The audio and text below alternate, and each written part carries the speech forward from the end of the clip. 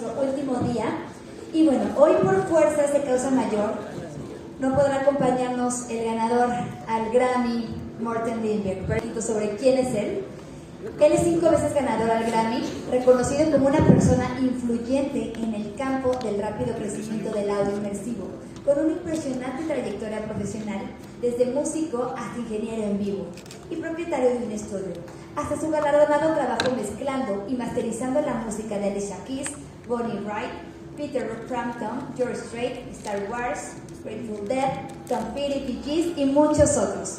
Nos acompaña hoy Michael Romanowsky y Miguel Domínguez. Un fuerte aplauso para ellos.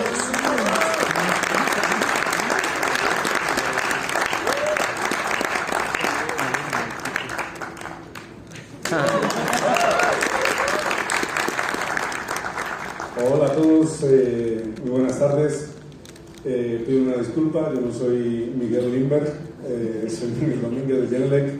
Desafortunadamente Morten está enfermo, se ha quedado en el hotel, está ahí con un poco de fiebre y no se sentía capaz. Le he dejado lo mejor atendido que he podido, pero no va a poder estar aquí. Pero afortunadamente la industria del audio cuenta con grandes colegas, grandes amigos, y Michael Romanowsky, que no estaba previsto que hiciera la presentación de Morten, pues nos va a apoyar para mostrar el material que sí que tenemos de Morten Lindberg, que lo hemos estado reproduciendo estos 3 últimos días en la sala de Genelec, que está en la sala Tajín. Quien no haya todavía pasado, pues está cordialmente invitado. Todavía tenemos una excelente presentación esta tarde de Tom Cadley, que recomiendo a todo el mundo, de los que estáis aquí presentes. Yo mismo estaré presentando unas primicias que no vais a poder grabar, es una preview exclusiva para esta selecta audiencia. Y lo que hemos acordado para resolver la incidencia es que Michael, gentilmente, por ser buen amigo, colega de Morten Lindberg y de toda la industria, pues va a reproducir los temas que Morten Lindberg ha algo de su música. Hablábamos justo ahora mismo, podría estar poniendo música durante 5 horas, pero no tenemos tanto tiempo. Vamos a tener menos de 90 minutos, 1 hora y piquito, y vamos a ver cómo sale. Siento la improvisación, lo lamento mucho, pero bueno, tenemos a un genio de la música como el Michael, así que por favor, un grandísimo aplauso.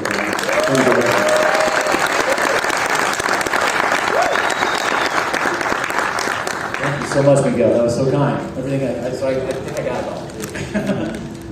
So I'm not Morten Lindberg. I wish I was. I get to be here for a day or for an hour, so that's at least my thrill for the day is to get to be my hero and my good friend Morten. So thank you guys for coming and listening.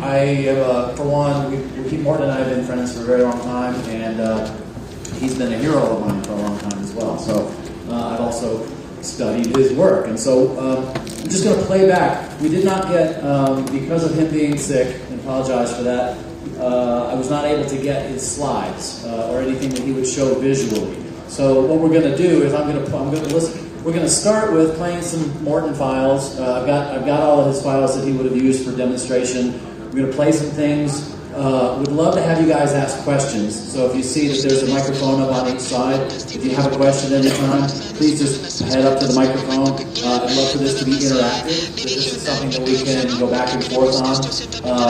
Then I'm going to play some stuff because I don't have all of his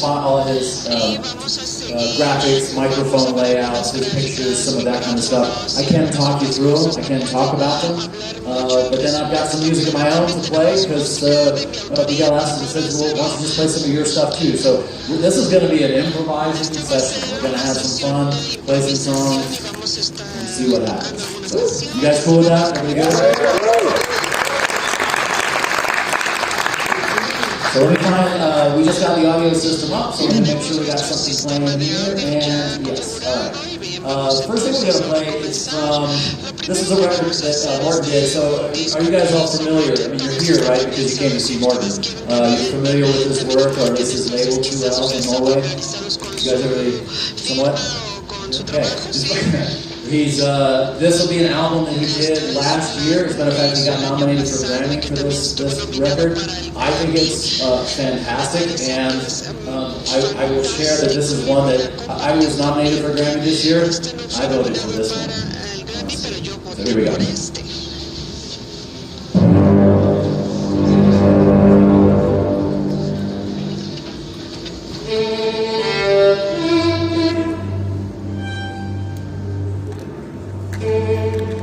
This is also, by the way, we're listening in 7-1, so we don't have the height speakers, but we do have the surround. So this is a 7-1.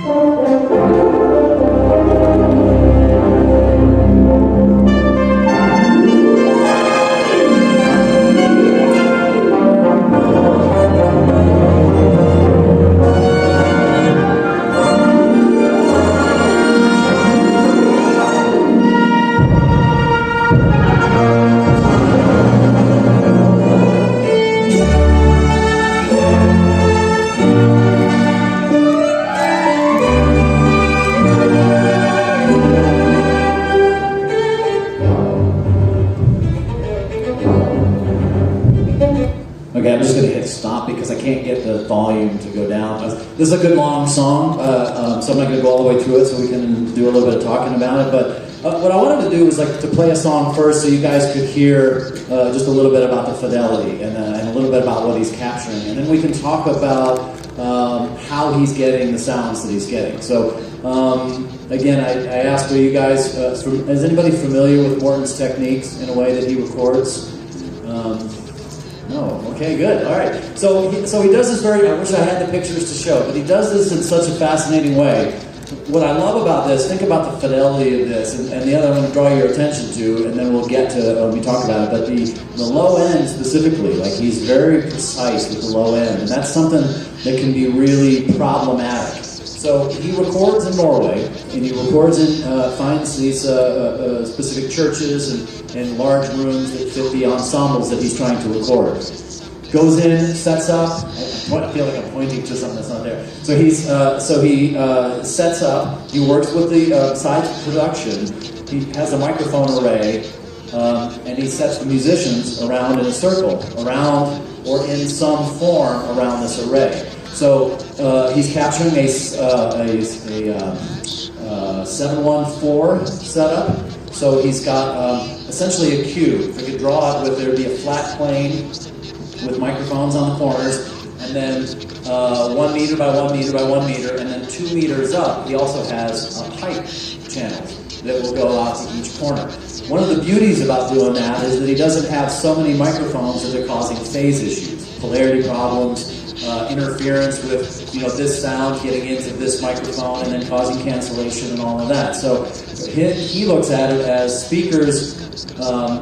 microphones as speaker positions. So thinking about in an immersive setup that he's looking at so for the ceiling speakers, he's got a microphone that would go to each of the speakers. For the speakers in the front of the room, he would have there's a microphone, 3 across the front, and 2 in the back that are doing that also. Those the purity of that also creates an opportunity as an old school way, like wax cylinders. So let's go way back in recording and look at wax cylinders. And the way that we recorded the very early recordings was, had a horn, went to a needle, cut a groove in a wax cylinder. You'd have a band or somebody performing around this horn, and if they were too loud, they backed up. And if they weren't loud enough, they moved forward. That's kind of what he's doing here. So he sets the orchestra, he sets the band, or whoever's going to be performing around the setup, and then adjusts accordingly. So the mixing is not done in post-recording. The mixing is actually done pre-recording. The idea is capturing all of these channels and then being able to bring somebody forward if they need to. If there's a soloist, for example, he showed a picture yesterday in the Genelec room when he was talking about a violin soloist on one of these programs or these tracks that they're standing, the violins are sitting. You just have to lift them up a little bit so the solo violinist is standing up on a little bit of a platform. And that distance between the microphones getting to here and where they're sitting creates that perception of standing out in front of an orchestra. But it also works in the mixing side because now it's already been balanced. And if that person's too loud, they back up a little bit. And if it's not, or if they needed to be raised up a little bit, they would. So it's a very, as he would say, a very intense physical process that everything is done pre-recording. The arrangements, the placement of the instruments, they go through and he works with the composers and they will map out where the dialogue for music coming back and forth, somebody's playing a line and somebody needs to answer it, or whatever the internal dialogue is. He makes sure that the setup works for that. But he's also very cognizant about the setup of the fold down too, thinking that not everybody can hear that. And we're the height channels. What happens with the height channels? What happens when it's only stereo? What happens when it's 5-1? And so all of this goes into the pre-production side of it. The result is just an amazingly clean, clear, open recording in a sense of space. And when we talk about immersive audio, space is what we're looking for. Like the whole idea is to create a sense of being in some place where something is happening, not having a bullhorn go into each ear because you're headphones or stereo speakers that are across the room, going back. It's all around you. Do you guys? How many people work in immersive audio in some form, or dabble in it, or want to? Anybody? Wow, few. Okay, give it a shot. Even if you want to, even if you're trying on headphones. I would say, so first of all, advice is play, try it. If you're thinking about getting into it, if you want to get into it, don't be afraid of it. There's a lot of speakers, there's a lot of potential for things to go wrong, but there's also a lot of potential for things to go right. So playing and finding ways to move and localize sound and how things go together, I'm fascinated by because I also feel like this is an opportunity for us to take the music industry further in, we started with a microphone, like I said, like a wax cylinder, and now we've moved to stereo. But in this world, we've been walking around for millions of years listening to sound around us. So we're finally getting to a spot in this industry where we can share that immersive experience with the listener. And that just enhances the sense of art and the creativity and emotion that's supposed to be conveyed. and trying to get across from that. Morten is one of the very best in the world, and he is, like I said, my hero.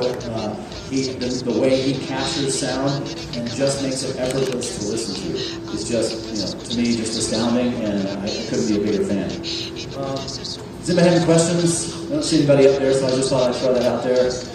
Please go ahead. How about we play another song? You want to do that? Maybe something a little different? Okay, let's do that. This is... By the way, that last one was a record that was called Borders. So, 2L. Well, I don't know if we have anyway, his label is just the number 2 and L out of Norway. And so I would say go check on his site. He also, on his site, has places where you can download his files. And so you can listen to them away from an environment like this and maybe listen on headphones or listen in an immersive system, some full playback system or a studio or something like that. This is from a record called Polarity. This came out a couple of years ago. And another one of my favorites. So let's just play and we'll talk about it.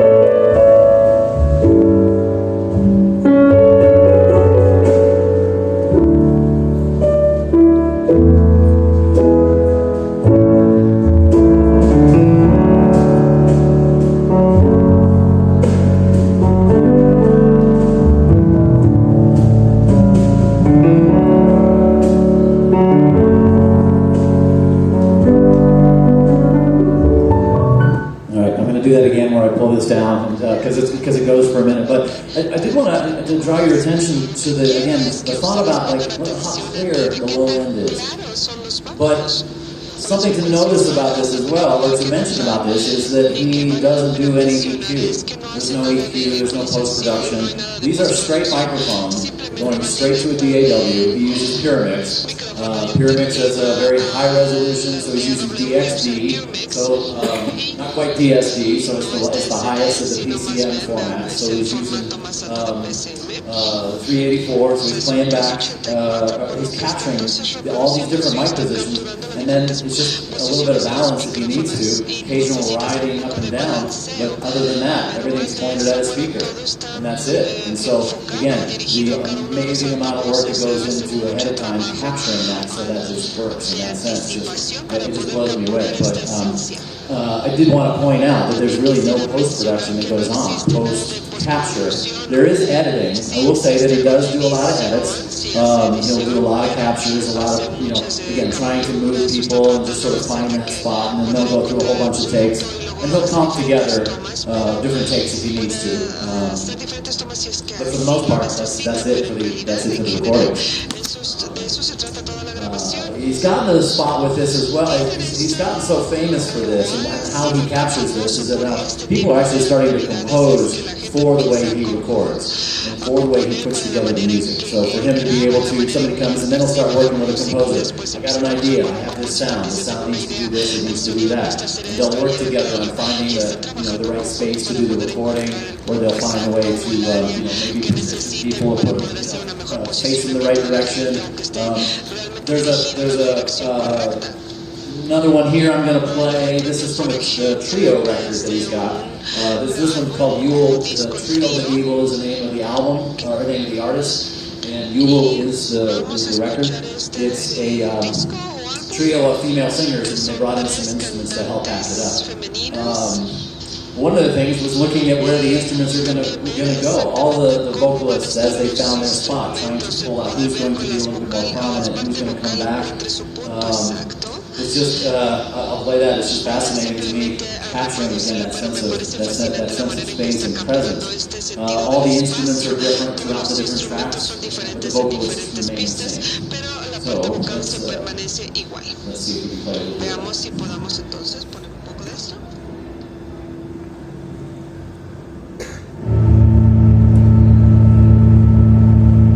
Again, all that low end is because of the right microphones. He picks DPA microphones, the pyramid system.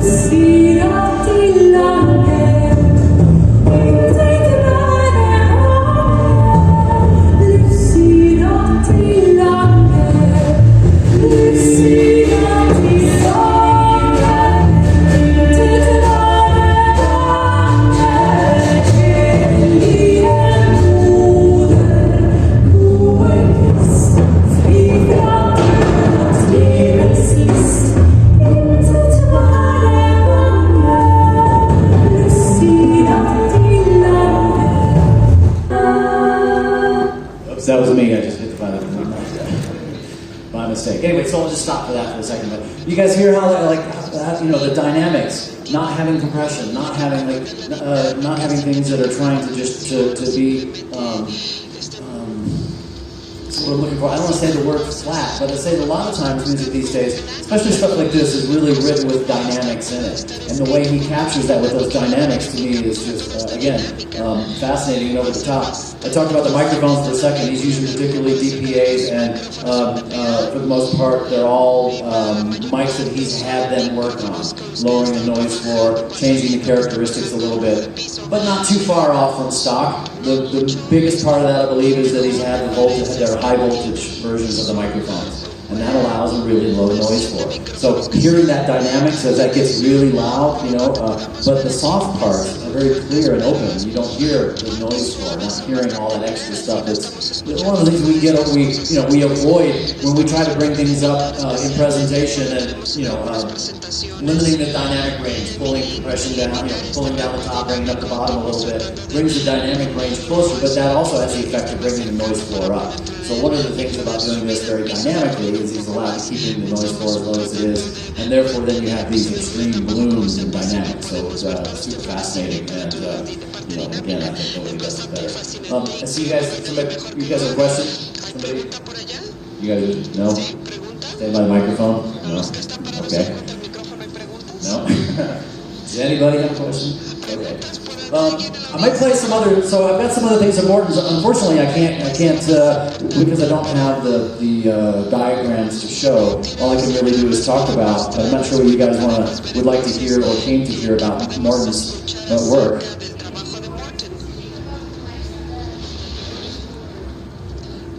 Well, but I can't, you said, be more specific about the mics he's using. Well, I know that he's using DPAs, and I will say that I know that they're all Omnis.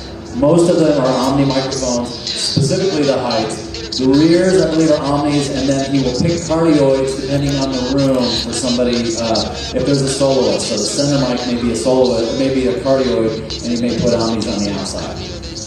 This one, for example, that one I just played, he does, will augment, like the drum, for example. That hand drum has this specific low end to it. Obviously, you're not going to get that from a distance, so there'll be a spot mic on occasions where he wants to just bring something up. In that case, I know that the drum was down low, and because the person was sitting playing, and so he put a mic underneath near the floor, so just to help give that a little bit. I also know that he does not do a lot of LFE work. So the LFE is low frequency effects. So if you guys are familiar with that in the immersive world, the derivation of that came from cinema, where the LFE, the 0.1 in a system, would be that effect for a user's realm. As it came from a movie, it came from the cinema sound. We play music back, though. The LFE is not really something that we should, or in my opinion, I'll say, and Morten is in the same mindset as well, is the LFE is an effect. It's in the name, low frequency effect. It's not where you take the low frequencies of all the instruments, the double bass, the drums, or anything else, even pianos and things like that. Not taking the low end and trying to just push it to the LFE as an anchor or as a foundation of low end. Most sound systems that people are listening to, and by the way, this has got a tremendous low end and clarity. Good job, guys. This has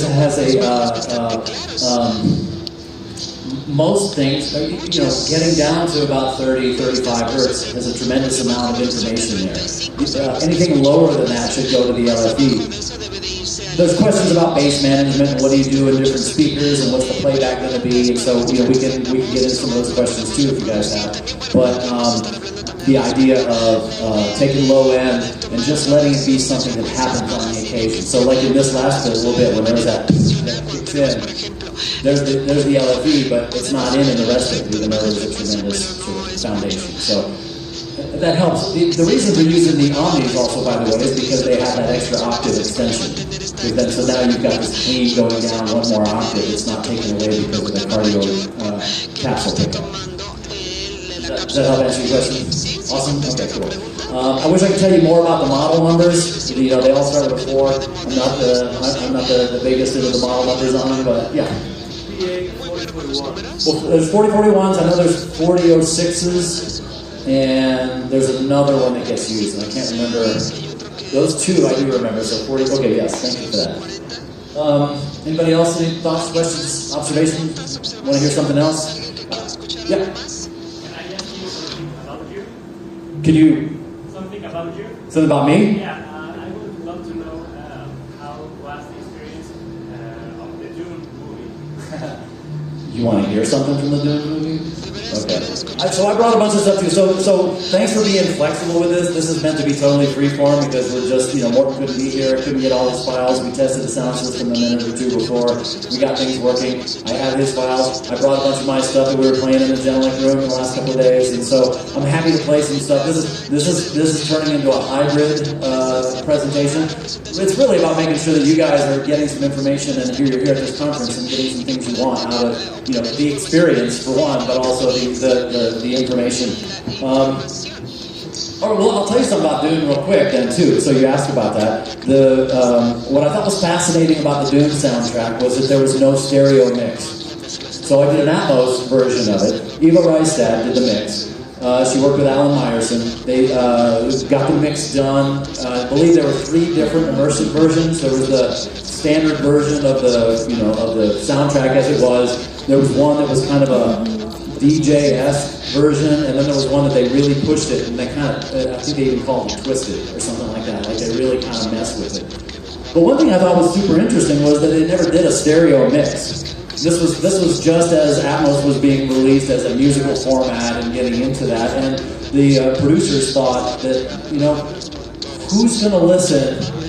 If you're going to listen to the soundtrack, on these guys, you don't want to really listen to the fold down in any kind of weird way, or if it's going to be a binaural fold down from the Atmos, why not have more control over it anyway? And so they did a standard binaural mix. So the binaural mix on Amazon and Apple and all of that was actually made specifically as a binaural mix, not as a fold down from the Atmos file, which I think is a better way to go because you've got way more control over it. So I thought that was fascinating. I haven't seen too many people do that since. I've had a couple of artists who've kind of gotten into that and had that idea, but not. Okay, here we go. Not so widespread, not as much as I think. Like if I was making a record, if I were the artist making a record and I knew people were going to be listening on headphones, and that was 80% of who you were either going to choose the speaker version in your home theater system or whatever system you're listening at, or they're going to listen on headphones, it was going to default to one or the other. I'd rather make an intentional mix, and so that's called the intentional stereo mix, and I like it. I kind of wish more people would do that. Let me see if I can get in here. All right, here we go. Here's the first track off the Dune album.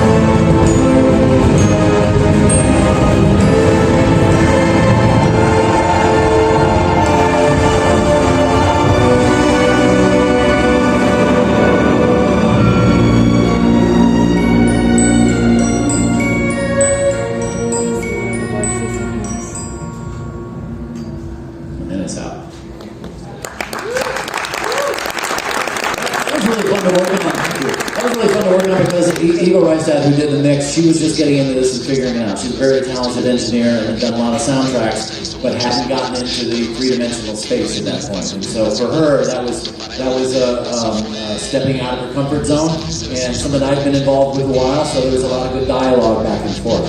I would say one of the things I think about, I was talking about this yesterday, one of the things I think that is really great about immersive audio, especially as a mastering engineer. I also record, I also mix. I present myself as a mastering engineer because, you know, to me, I had to learn to do all of these things to get to where I am. Doesn't mean I don't do those other things, but I also am cognizant about being a Swiss Army knife. I'd rather say that I'm focused on one thing, and this is what I do. And so mastering with her, being able to work through that process, also meant I was a consultant, which also meant that I got to talk to her about what she was hearing, what she was trying to hear. She'd send me files, I'd listen back, I'd make suggestions, she'd send me. So it was a learning process, and I think it is for all of us. You know, and I think having trusted partners. I'll stand by my insistence. I think mastering is a huge part of any release, what I would call proper mastering, and then thinking of the idea of immersive audio is even more important. We were having these discussions about, labels and all, not necessarily thinking that that's an important part of the release. Yet I think it's absolutely essential. For one, there's so many different things that can go wrong with the different immersive formats. But the other is that dialogue, that back and forth is a way to be able to have conversations and make sure that there's intent. Are you trying to get this sound? Is this what you're looking for? I'm hearing this, and there's some phase issues. This thing over here is a little bit loud. This thing, so that I think that dialogue is really important back and forth, and that was really fun working with you on that. Any other questions? How about let's do something a little less cinematic. Can we do that? Anybody have anything you want to hear? You said Dune. I'm going to. All right, then I'm just going to pick something. All right. Let's see if we can wake people up for a second. Not wake you guys up, but let's go to the exact opposite. Here we go.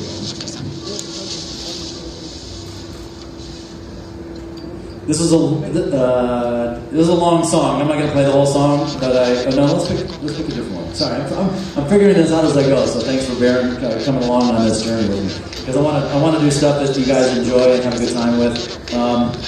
Let's pick something maybe. All right, let's do this. This is a long song. We may not do the whole, so we can get to some other things. See who can name this song and album in one chord, the very first note. Whoop. I didn't want to screw that up.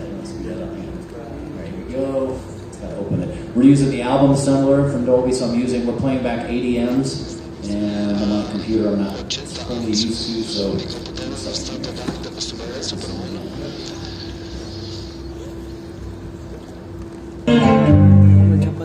alright, everybody get it from that? That wasn't the first note. There you go. There you go.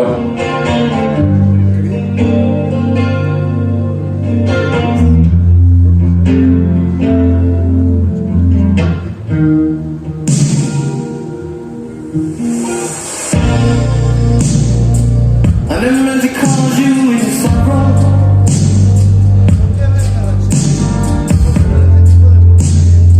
I never meant to cause you in pain.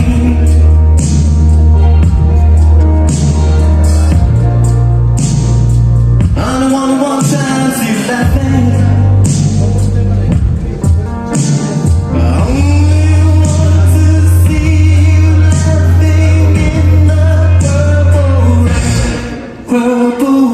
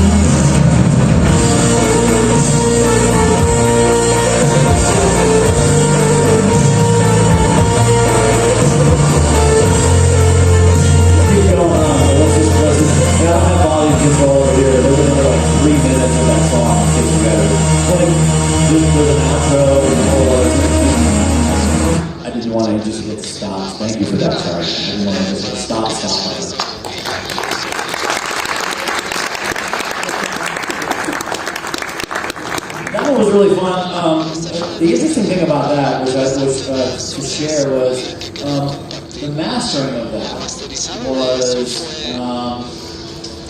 about 2 months worth of work. And this was actually very interesting for me to hear. This is the first time I've actually heard it in a system like this, which is kind of awesome because, well, first of all, that track was live in the movie, and that recording was live. I mean, the whole thing was live. That track was live recorded. The part of the back and forth on this was working with the engineer, so Chris James was the engineer, was doing the mix on that. And the back and forth was that the estate who was approving this was going through. Their edict kept being, well, this is a live show. It's supposed to be the idea of being in front of a PA at a club. If you remember, dig back in the memory cells about what the stereo record sounded like, there wasn't a lot of low end on the record. Now that was also 40 years ago. 40 years ago. Right? Crazy. That just blows my mind. 41. Now 41. This is the 40th anniversary, so 41, right? But and even the tracks, there were a handful of tracks that didn't even have bass guitar on them. So getting that low end, and so they kept saying push the low end, it's gotta sound like a PA, it's gotta sound like a subwoofer, it's gotta sound like you're a club. I've been hearing it here for that kind of, like, I'm used to my studio, I know what it sounds like, I know what it translates. It was actually super cool to kind of get that vibe even from this point of view. So this is great to hear. Good job. Let's see. Anything else? Guys, let's see. Let's think about something else to hear. Anybody have something they want to talk about? Anybody have any questions? I mean, this is sort of freeform, and apologies, and I also like freeform. It's a lot of fun to just sort of see where it goes. If you have any questions about immersive audio, if you talk about production, if anybody has any questions about anything about how this process, what the listening is, what the tech specs and stuff are. Yeah. I hear you. I don't know if you're out there, but I hear you here. Okay, great. In the part of creativity, when you create something with, it's Dolby Atmos, right? There are several immersive formats. What we're playing back today is all immersive. It's all Dolby Atmos, correct? Okay. So how's your creative process? Or there are a creative process when you work with that? The thing that I'm saying is, it's not the same to work in stereo than in Atmos, right? So, how your mind working in that way to construct another way to create the sound? Gotcha. I think I know what you're asking in that sense. The creative side of it, we've been making mono stereo records for, decades and decades and decades, and we've developed techniques, miking techniques for, this is a speaker, where do you put the microphone, where do you set the bandwidth, how do you mix. But when you're thinking about stereo, we also have that trying to get things to fit into 2 channels. So we've got a limited amount of frequency response and dynamic range coming out of the left and right. And so we found ways through brute force like compression or limiting or EQ or balance changes throughout to try to make things interesting, to try to have the emotion of the sound. Because again, music is emotional transfer. Music is the idea that if you've got some emotion or a story you want to share with me, you got to figure out how to tell me. My job now is to figure out how to make sure that your emotion gets to these guys, so everybody's here. And so in that, we've developed ways to be able to get to this, to get to stereo, I'm pointing it like left and right here. When you start thinking about the immersive aspect of that, the cool part to me, yes, reimagining things that have been done in different ways, or different in the past. And with any, as I'll say, with any new format, there is a chance to reintroduce the audience to a different way to present it. Sometimes it's useful, sometimes it's not. Just because you can take the original tracks of a classic record and spread it around doesn't mean it necessarily sounds good. There's an artistic form to trying to find a way to convey the emotion and the sound from that, but that still doesn't mean that's necessarily the best way to do it. Or should, just because you can, should do it. And then they're all, Miles Davis records. Pick any mono record that was done, over the decades, and that was composed, written, recorded, balanced, released, all for that purpose that it's coming out this direction. The opportunity I see here is that we can reimagine how we are looking at creativity, how we have the dialogue between instruments. We no longer have to carve out frequencies in a guitar or leave room for a piano. We don't have to, take things out of what would be, horns or something like that to leave room for vocals. We can actually use placement to put them in different places. The effect of that also is it gives that full range feeling. Like what makes a saxophone sound like a saxophone is not just the sound itself and the note it's playing, but it's a series of overtones. It's all the little bits that allow it to go, well, that C on a saxophone is different than this C on a guitar or a cello or something because of the overtones. If we're trying to combine things together, we start losing the ability to differentiate a bit and it becomes a wall of sound. That's great. We've been making walls of sound in different Phil Spector and all for years and years and years, finding ways to create, again, some other kind of emotion. But now we have the opportunity to rethink how we're doing this. Not only balance between what's where or how something is where, when something is where, but how do you actually record it as well? The microphone techniques, the buildup of noise floor, the editing. There's a lot of things that you can hide in a stereo edit. There's a lot of somebody's playing a guitar, and they're done, and they say something, and it doesn't get cut out, but it's covered up by other things in the mix, like you may not hear it. You move it around, and it comes out. You've got to be a little bit more accurate, a bit more precise, and a little bit more clean with all the stuff that comes out. As it comes out to different channels, and I think that's an opportunity, again, for expression in different ways. If you think about miking, like so I kind of use this as a, pretend this is a speaker, and you've got a microphone, and we stick it up in front of the guitar, and we're looking for that direct sound because we're used to hearing it right here in our head. But if you move it out a little bit, now you've got a waveform development. But you also have a sense of depth. And if you think about it in the recording sense, the pre-production side, this is why Morten is genius. Because he thinks about that on the pre-production side of things, about not only where people are in proximity to themselves, also how they hear themselves creates their sense of playing with others. That's wholly musical and awesome. Like that's a big part of capturing sound. But also that sense of distance and space. Instead of putting something really close up and saying, let's mic this close, and then, what I need is I need a little bit of, space, so let's put a reverb on it. It's not the same thing as miking it at a distance. So I think it gives us this opportunity to be able to pre-think about how we're trying to get sounds captured to present them back to the artist and therefore the fans too. So does that help a little bit on the creativity side? Okay, cool. I love that. I love where we're going with this. There's a lot. I'll play a classic record. I'll play a song here in a second that was done a long time ago. And I think it was Eric Schilling did the mix. Eric Schilling did the mix on this. And to me, it's an example. Like one of the things you have to think about in older records is, well, let's just say legacy stuff, is that you want to honor the intent of the original. You want to be able to take it somewhere further. All right, here we go. So you want to be able to do something with it, but you don't want to take it too far because people are very tuned in to the things that made it a classic record in the first place. I'll share in a minute. I got something else pulled up, but just as a quick story, was I worked on Peter Frampton Comes Alive. I did the Atmos version of that. Chuck Ainley did the mix on it, but it took him a long time to go through all of the tapes, the original files. That album was recorded over a bunch of different nights, over a bunch of different venues. And so going through and finding that crowd that went woo at that one spot, there's a firecracker that goes off in one place. And so all of those little bits and bobs are things that we're keyed into that make this classic record. You can't get rid of them because people will have a problem with it.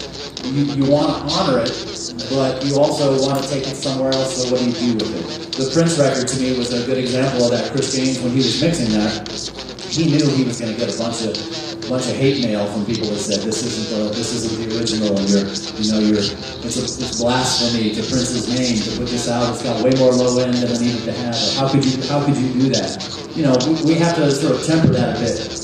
But as we get to the point of getting past legacy records and looking into new creations, and things like what Morten are doing to actually capture these sounds that pull us into that space to actually sit and listen, to me, is the next evolution in where we're going with being able to express music and being able to express those emotions. Here's a classic record. Here's something. This was something like I said, Eric Schilling mix. It was 2-inch, 16 tracks, and I believe there were only 14 tracks used on this. So this is one of those examples that you don't have to, if you do it immersive, you don't have to have a lot of tracks. Like Morten, for example, he's got 12 channels, one for each speaker position.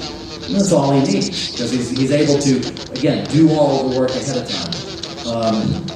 I just finished a record for Leslie Ann Jones. She's Chief Skywalker. I don't know if you guys remember her. She was here last year and gave a great talk. We just finished a solo violin record in Atmos. It's only one instrument. How can you do that? But the sense of space. She was on the scoring stage at Skywalker. You have, essentially like this room, and you're able to play this back. What was awesome about that was the artist, when she came in and listened to it, she sat down and she's like, "This is the first time I've actually ever heard myself." Because everything else has been a stereo, flat representation. And she said this is the first time that she could actually hear herself in a room as people hear her in a hall. I digress a little bit, so I'll play this, maybe we'll come back to that. But this is, again, going back to a classic record, very few tracks. And most of them were recorded down, like, you'll know the vocalists right away, but, three vocal tracks on one mic.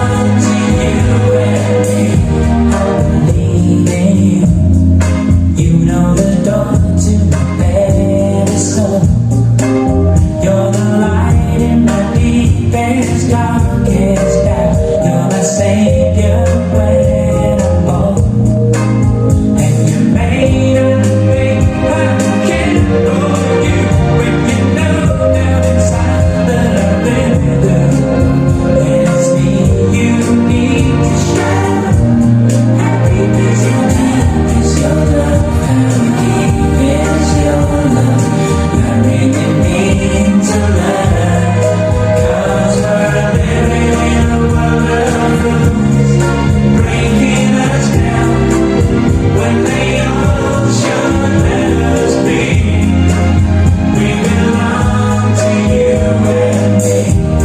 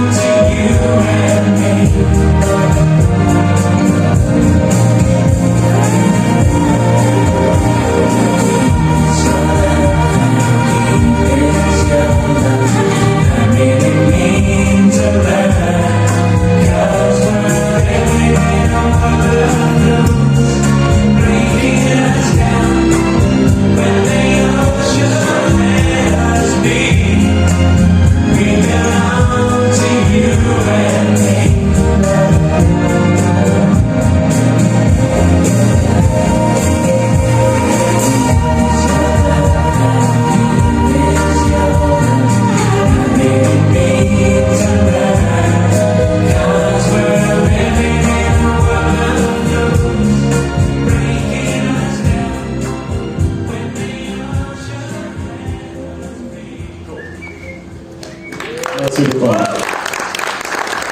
So back to the track management on this one. So here's some of those. So thinking about the creativity, and so one of the reasons for that was those guys. For one, their vocals. I mean, they were singing since they were that you know.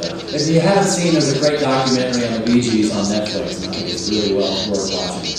There were two documentaries at one time that came out that both struck me as extremely similar in the stories behind them, just a little bit different in the path they took. But the Bee Gees documentary and the Beastie Boys documentary, both are very similar in the stories, arcs of their careers and how to get there.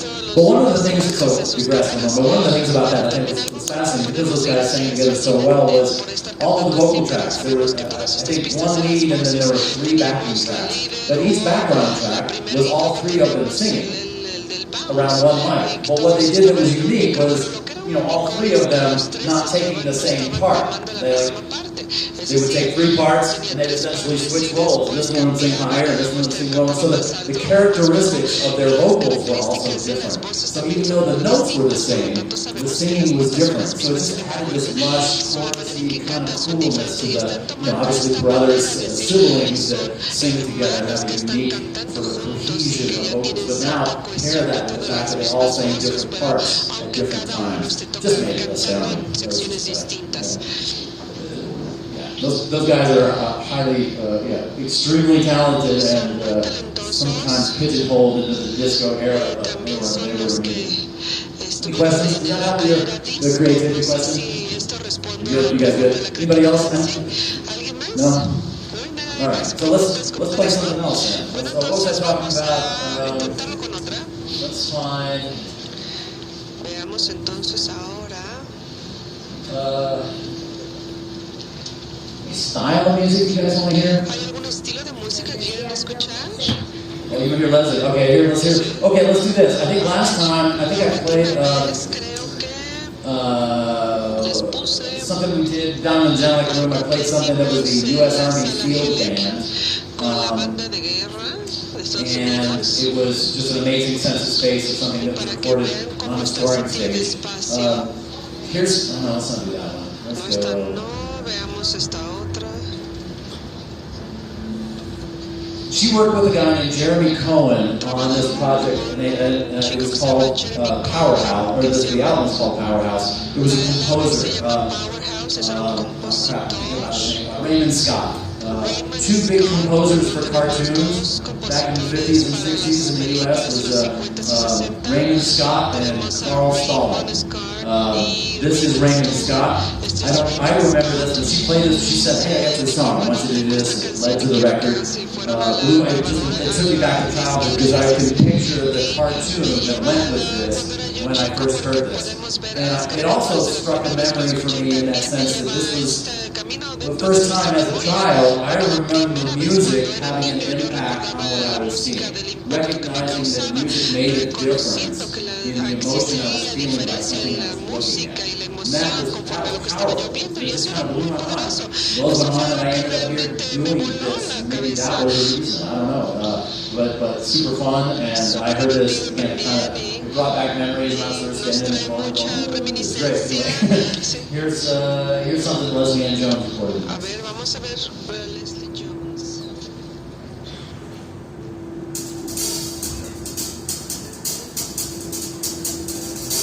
This was done on the scoring stage at Skywalker.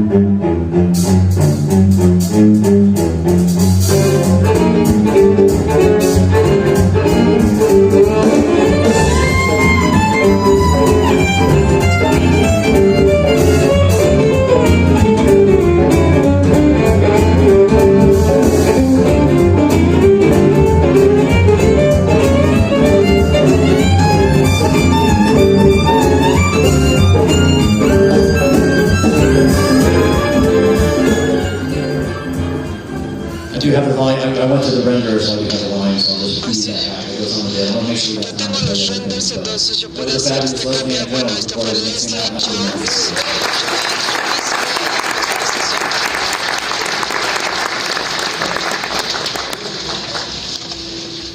Jones. That up to 0. Okay, cool.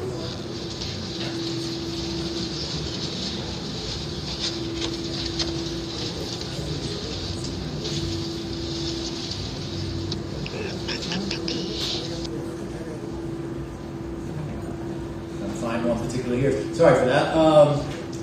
Here we go.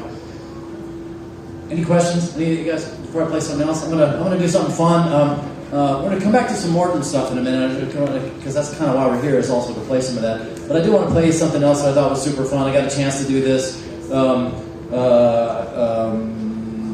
a chance to work with an artist who, and this kind of goes back to the question of creativity. What I love seeing is artists who say, you know what, let's push the boundaries. That's what art is. Let's try something different. So this artist, super cool. She was great. She says, hey, I'm interested in this thing. What is this? Her person, right-hand person, also her engineer and producer, reached out to me, and to, at this point it was George Massenberg that we worked on this, and then Eric Schilling came in on the project. But what I thought was fascinating is because she always wants to push the boundaries and try something new. And so she wanted to try something. We did a couple of demos, did a couple of songs, and she said, oh my God, this is great, let's do this. So we went through and did every album she ever put out, including things that just came out somewhat recently. There was a Broadway show, there was also a thing on Bridgerton, and if Jorge's in the house, Jorge wants to have dinner with her, and she's supposed to call whenever she's in town. So this is for Jorge.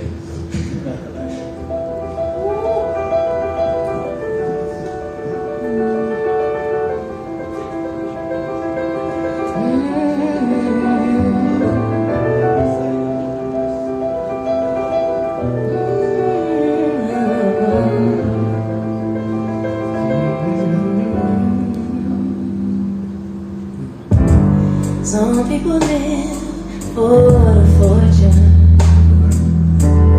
Some people live just for the fame. Some people live for the power, yeah. Some people live just to play the game.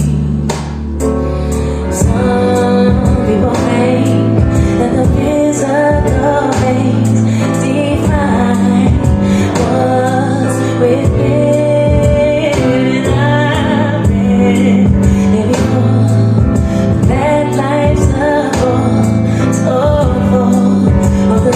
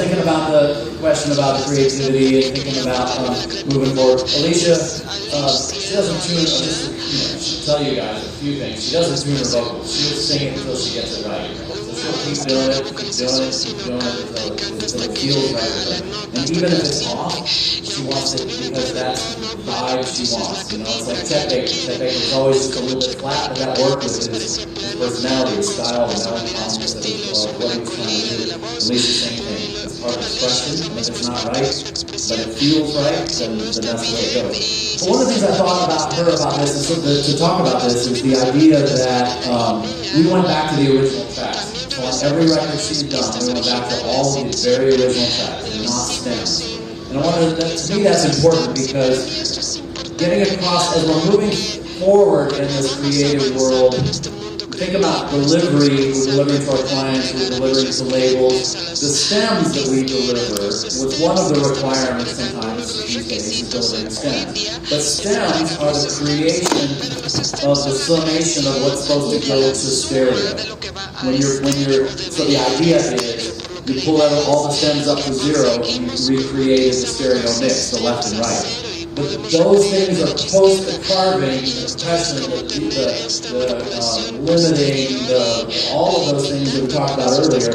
That's post all of those things because that's what works in the stereo world. But again, that doesn't work when you move it around. You just say, and what I would call stem spreading. If you're just stem spreading and moving things around, that's not using the format creatively, nor is it honoring the music. Because what it is you lock yourself into a paradigm. This is the only thing it is. What I appreciate about Alicia and a lot of the artists I work with is you get a chance to step back and take the original, the tracks as they were recorded, and be able to, again, full range or full complement of overtones or full sense of space coming out of all the speakers. That's, to me, also the same reason that the fold down, in an immersive or in an Atmos world, the fold down the stereo will never be as good as a stereo mix. Because it cannot make those same decisions that we would make to try to do this, to try to get all this to work. So, separate individual stereo mix, we talked about it earlier as the intentional stereo. Looking at an intentional stereo mix, to me, is the best way to do that. The stems, we should be reevaluating now how we're making deliveries to our clients and to our labels by delivering the original tracks. Maybe a set of stems and the original tracks that are complicated, whatever they are. But what I appreciate about this is that what makes this work in this type of playback or this type of format is going back as far as possible to have as pure a sound closer to the source as possible. To me, that yields the best results. Any questions? Yeah. Going back to Morten, I have a question about the fold down. Yes. Because I was wondering if you're playing the 7.1 or the... Great question. Yeah, we're playing the 7.1 because there's no height speakers in here. So we are hearing the fold down. So the height speakers are being brought in, or height information is being brought down into these. But how is that fold down automatic, or is there trial that In this case, for today, and in this room, for the playback, it's done through the Dolby renderer, so it's done software-wise to be able to do the playback.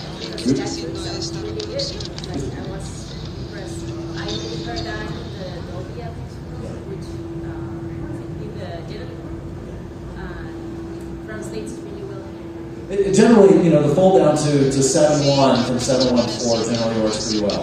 The fold down, when you start to get a little less, meaning stereo for sure, but if you went to quad or 5.1, it starts to can cause some phasing issues between what would be the wide or the sides with the rear. And especially in a playback in a place like this where the floor is raised, that the rears are actually also up. And the sides are actually up above your ears. And so, we're compromising for the playback system. But great question. And yeah, we are listening to the rendered, the on-the-fly rendered fold down for 7.1. Any other questions here? Yeah. When you approach a surround mix, do you try to keep it realistic, create an ambience, a live situation kind of thing, or do you prefer to do non-realistic, having things all over the place? How do you approach that? That's a great question. So I guess have you guys heard the question was about creativity, and is it you do it as a live sort of performance kind of thing or something else? this is the opportunity to work with the artists and find out what they want. Because I'll share two stories with you that happened the exact sort of opposite way. There's an artist in the Bay Area, Fantastic Negrito, and I loved his work. I think he's super cool. He's a very creative artist. I went to him and I said, dude, I love your records. I'd love to take one of them and your latest one and make an Atmos version of it. And he said, man, that's awesome. What is that? I said, okay, cool. Would you come over to the studio and we'll listen. I'll play you a bunch of stuff. And so I love doing this. I love playing DJ and just like having people listen, you know, together. Side note I'll say is that I think it's really important for the education, since the what John Kirby was doing, talking about education and teaching teachers how to teach the Pan-American Audio Exposition or Audio Educators Conference. The idea of getting together, I think one of the best things that we can do is get together with people and listen and talk about it. We're so used to listening isolated in our own little sense of the world that we get, just like the news, you can get wrapped up in a spin zone and not have any outside understanding of what's really happening. If you can get together with people and listen, then you can start to listen to other people's ears. So I love playing DJ. I've got a group of once a month, I've got people come over to the studio, engineers, and they just bring songs, and we just sit and talk about it. Drink a beer, talk about it, listen to it, you know, what do you like, what do you not like, you know, what works, how'd you do that, how'd you, don't ever do that again, don't ever, always do that, you know, stuff. So the point, like, so with him was he came over and played a whole bunch of stuff. And then, you know, everything from a symphony, 10th row, behind the, you know, the things I run into. Some artists have a very clear sense of who they are and what they want to present. Others have a very clear sense of the stereo that they're used to, and all of this other stuff freaks them out. They want to play it safe. Okay, cool. Play it safe for that one. Maybe the next record they take a little baby step and they go, well, let's try something a little bit different. You know, so we also have to ease creators into their creative zone and make them feel comfortable. But I think the opportunity is at any given time, at any record, you can do whatever you want with it. And I actually encourage them to be different, from stereo to immersive. If it's appropriate. A symphony, you're not going to do something different, but you would if it's Morten, right? So let's go back to that. Because he would. He'd move things all over the place. Go, let's pick a good tune.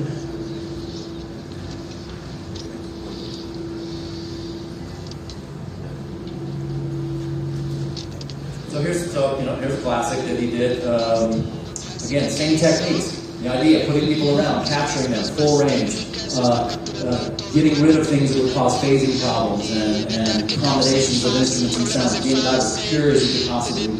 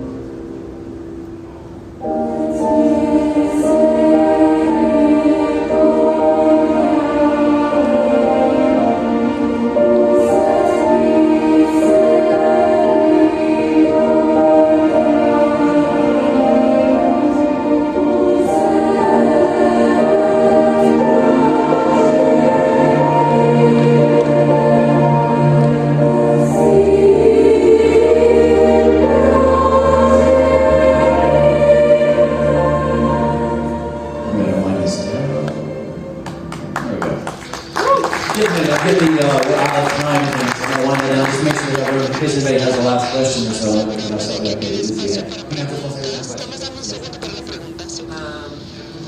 What you said a minute ago, music to you was like communicating emotions to a person. Yeah. So I would like you to talk about the psychoacoustics in this complete process, in the way you make music, really. What was the first word? The word before acoustics? I'm not so good at English. Sorry. It's okay. No, it's okay. I would like you to talk about how this works, the psychoacoustics during your creative process. Oh, psychoacoustics. Yes. Yeah. Gotcha. Well,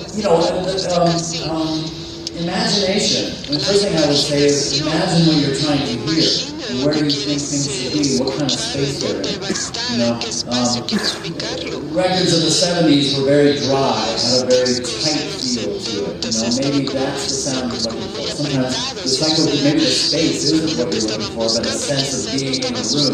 Maybe it's like you're in a room that has a very flat back. Imagining the music as it best. I don't know how to say it. It's like immersive audio has been around for a long time, 500 years or more. Gregorian chants and lots of things that were written in churches in medieval times in Europe were all, written in the key of the church. And the timing was because of the decay time in the church, in those rooms. So think about the space as something that's composed in or written in, and think about what it is that you're trying to convey with that. Do you want a long tail? Does it need to be something that feels? Does it need to feel something that's very short and intimate? Do you need to feel like, there's an acoustic guitar, right here, and somebody's singing to you? Or does it need to be a feel from across the room? Or, so, How do you interpret that, how you're going to play everything, and how that's going to affect how I'm going to listen what you're making as a consumer? Not sure if I get the question completely. I mean, because how the consumer hears it, if you're listening on a soundbar in a live room, is going to be different than if you're listening on binaural that's coming through here. So hard to say that the consumer is hearing. But the important part about that is that we're done. I'll talk to you. Let's talk afterwards if you want. I'll be happy to talk about psychoacoustics and you get better understanding like localization, overtones, phase characteristics, things like that, all add to the psychoacoustics of the localization and then therefore the reproduction. We can't guarantee what the consumers are going to hear, but knowing it in a recording space or a mixing space where we're trying to capture, we first got to get that down and then we can try to communicate to the consumer what they should hear. Thank you guys very much for letting me do more.